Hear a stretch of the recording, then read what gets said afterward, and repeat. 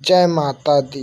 जय माता दी दोस्तों, सुपरस्टार रितेश पांडे का एक बहुत ही धमाकेदार सॉन्ग आ रहा है, देवी सॉन्ग, जो कि जिसका नाम है मैया जब से माने लगलू। जी हाँ दोस्तों, सुपरस्टार रितेश पांडे का यह बवाली सॉन्ग हम लोगों के बीच में कल सुबह 6:30 बजे आएगा। तो दोस्तों, सुपरस्टार रितेश पांडे के जितने भी फ़ैन हैं उनके इस गाने को बहुत सारा प्यार और आशीर्वाद दीजिएगा। दोस्तों, सुपरस्टार रितेश पांडे का यह बवाली सॉन्ग बहुत ही बवाल मचाएगा, क्योंकि इस गाने का बोल ही बता रहा है। दोस्तों, सुपरस्टार रितेश पांडे के साथ यह गाना बहुत ही हिट होगा। दोस्तों, सुपरस्टार रितेश पांडे के जितने भी फ़ैन हैं और भोजपुरी को सुनने जानने वाले हमारे फैंस हैं, हमारे चैनल को सब्सक्राइब कर लें, क्योंकि हम अपने चैनल पर इसी तरह की ट्रेंडिंग न्यूज़ सबसे पहले आपको देते हैं। मिलते हैं नेक्स्ट वीडियो में। जय हिंद, जय भारत, जय भोजपुरी।